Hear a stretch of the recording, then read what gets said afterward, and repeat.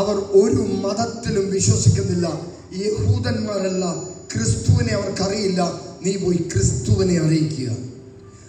അങ്ങനെ പത്രോസ്ലീഹ കൊർന്നേലിയസിന്റെ ഭവനത്തിൽ പ്രസംഗിച്ചു കൊണ്ടിരിക്കുമ്പോൾ തന്നെ പരിശുദ്ധാത്മാവ് അവരുടെ മേലേക്ക് ശക്തമായി വന്നു. അവർ ഭാഷാവരത്തിൽ സ്തുതിക്കാൻ തുടങ്ങി, ദൈവത്തെ ആരാധിക്കാൻ തുടങ്ങി.